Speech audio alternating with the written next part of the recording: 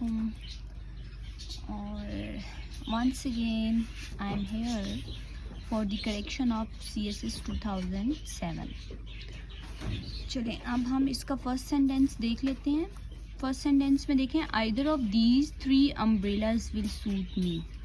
अब इन 3 अम्ब्रेलाज में से कोई एक जो है वो मुझे सूट करेगी ना, तो आपने क्या करना है, इसको करेक्ट करने के लिए आप आइदर को नहीं बल्कि any one of these 3 umbrellas जो है वो विल सूट मी, तो ये आपका इस फॉर्म में करेक्ट हो जाएगा।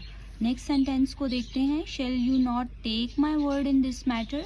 तो वर्ड्स जो होते हैं आपके, जो अल्फाज होते हैं वो लिए नहीं जाते बल्कि कहे जाते हैं, ठीक है। तो shall you not have my words in this matter, ये हो जाएगा। This poor man was suffering much for a long time past.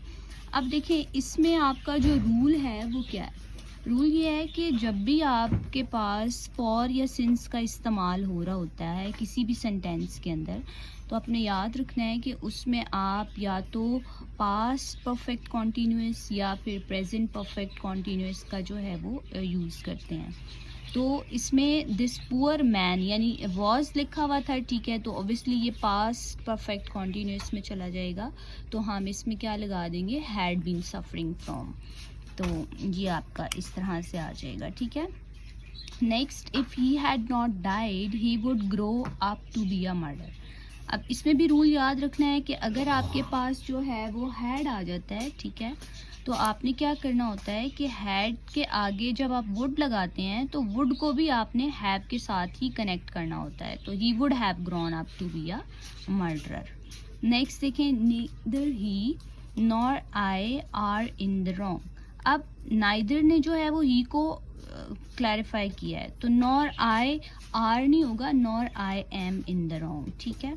इसमें सिर्फ जो है वो आपके पास कौन सी मिस्टेक है, एम की मिस्टेक है, यानी कि एम आपने लगाना होगा। नेक्स्ट देखें, it is high time they mend this road. Mend नहीं, मेंडेड, यानी कि किया था उन्होंने, मेंडेड पास्ट फॉर्म में चला जाएगा। I heard him went down the stairs. तो अब देखें, आई हर्ड हिम, ये तो बड़ा इजी सा है, गोइंग डाउन द स्टेयर्स, तो गोइंग को आप कर लेंगे। Paper is made of would, जहाँ पे आपकी ऑफ की प्रपोजिशन होगी उसमें आप फ्रॉम कर देंगे, जहाँ पे फ्रॉम होगी वहाँ पे आप ऑफ कर देंगे, बस that's it. And hope so कि ये आपको भी लेक्चर अंडरस्टैंड हो गया होगा। Thank you.